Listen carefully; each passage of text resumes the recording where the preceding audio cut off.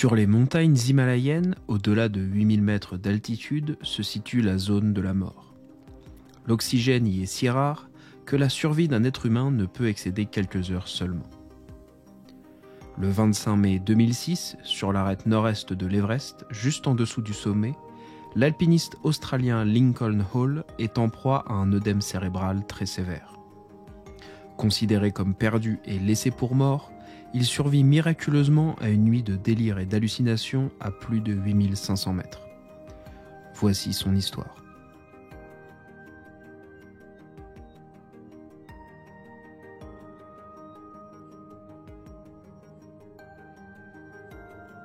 Lincoln Hall est né en 1955 à Canberra.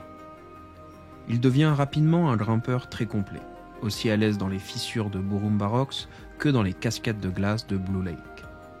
Repéré par les instances alpines australiennes, il participe dès les années 70 à des expéditions en haute altitude. En 1978, il tente le sommet du Dunagiri et fait face à une descente très compliquée dans un orage électrique. Hall passera la nuit seul sur la montagne avant d'être héliporté vers l'hôpital de New Delhi. Mais cette première expérience traumatique ne lui suffira pas. En 1984, il participe à la première expédition australienne à gravir le mont Everest, sans toutefois parvenir au sommet lui-même, victime de gelures qui le forcent à faire demi-tour. Il réussira par la suite les ascensions de l'Annapurna 2, du Makalu et même du mont Minto lors d'une expédition en Antarctique. En 2006, devenu directeur de l'Australian Himalayan Foundation, une association qui aide les populations pauvres vivant au pied des montagnes, il a l'occasion de retourner à l'Everest. À 51 ans, il peut retenter sa chance pour gravir le toit du monde. L'expédition à laquelle il participe choisit la voie historique, la fameuse arête nord côté tibétain, beaucoup moins fréquentée que la voie normale côté népalais. Une fois monté au col nord de l'Everest, il faut suivre l'arête jusqu'aux 3 ressauts qui barrent l'accès au sommet. Pour un alpiniste du calibre de Lincoln Hall, cela ne représente rien d'insurmontable, et c'est relativement confiant qu'il aborde cette expédition dirigée par l'expérimenté Alexander Abramov. Il passe près de 2 mois sur la montagne pour s'acclimater dans les différents camps d'altitude. Et vers la fin du mois de mai, il se sent prêt à tenter un assaut final.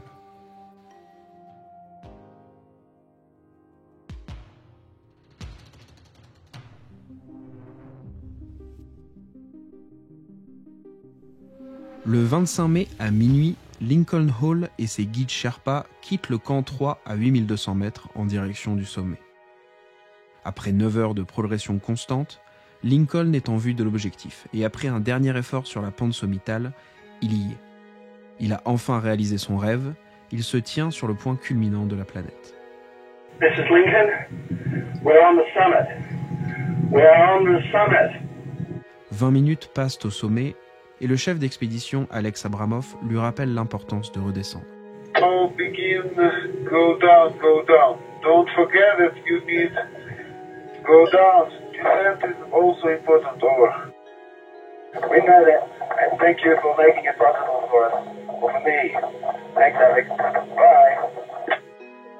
Sur les montagnes de plus de 8000 mètres, beaucoup d'accidents surviennent à la descente, lorsque l'adrénaline de la réussite laisse la place à l'épuisement extrême et au manque d'oxygène. Peu après avoir commencé à redescendre l'arête, Lincoln Hall commence à ressentir des vertiges et des difficultés à marcher. Il ne le sait pas encore, mais il est victime d'un œdème cérébral de haute altitude, complication fréquente et mortelle du mal aigu des montagnes. Les Sherpas s'en rendent rapidement compte et savent qu'il n'y a qu'une issue pour Lincoln: perdre de l'altitude le plus vite possible.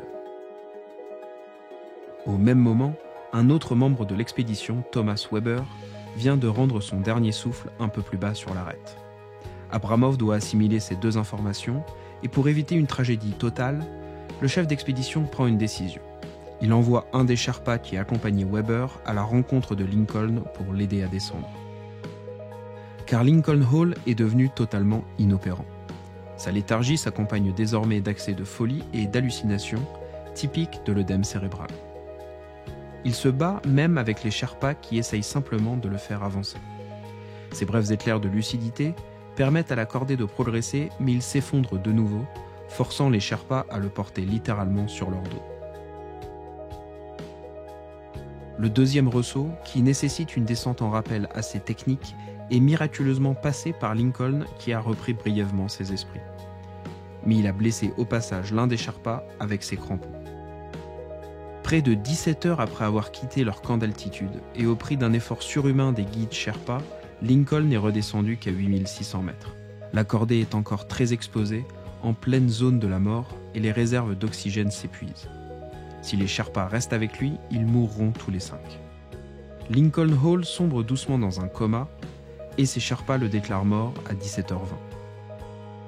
Alexander Abramov hésite et décroche finalement son téléphone satellite pour annoncer à sa femme le décès de Lincoln.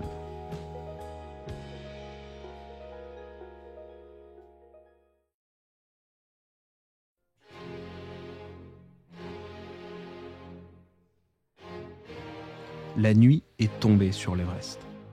Un nuage recouvre la face nord et enveloppe le corps de Lincoln, empêchant la température de descendre en dessous de moins 25 degrés.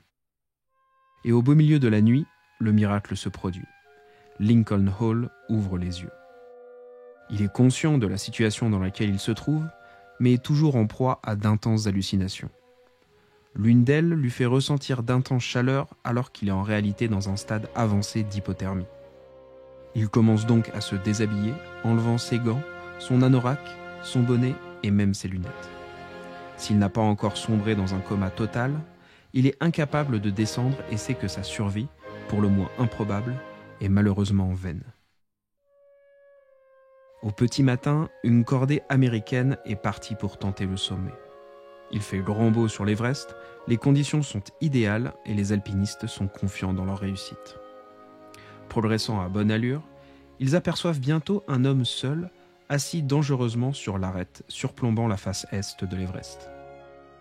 En s'approchant, ils découvrent Lincoln Hall, qui leur dit le plus calmement du monde « J'imagine que vous êtes surpris de me trouver là. » Après l'avoir rhabillé et discuté avec lui, ils comprennent qu'il est toujours victime d'hallucinations.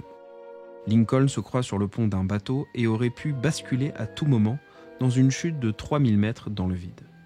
Les Américains décident d'abandonner leur propre tentative de sommet pour le ramener en sécurité. Ils sont vite rejoints par des Sherpas qui prendront leur relais. C'est ainsi que Lincoln Hall revient littéralement d'entre les morts et arrive au camp de base avancé après plus de 30 heures de lutte pour sa survie. Il est gravement gelé, son œdème cérébral est toujours présent et il nécessite des soins urgents, mais il est en vie.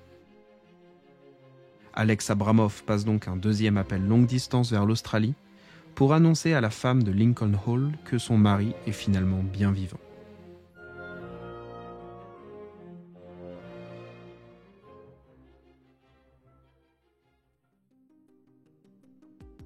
De la survie improbable de Lincoln Hall sur l'arête nord-est de l'Everest, la médecine n'explique pas grand-chose. Il aurait dû au moins mourir par 3 fois. De son œdème cérébral, du manque d'oxygène à 8500 mètres d'altitude pendant toute une nuit, et enfin d'hypothermie. Et pourtant, il a bien survécu.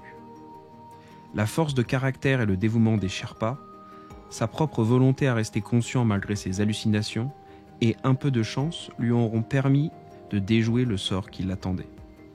La première demande de Lincoln fut d'ailleurs de remercier un par un les Sherpas qui avaient tout tenté pour le sauver. Lincoln Hall est mort en 2012 chez lui en Australie, seulement 6 ans après sa miraculeuse nuit himalayenne. Il est considéré comme l'un des plus brillants alpinistes que son pays ait connu, et son œuvre philanthropique perdure encore à ce jour.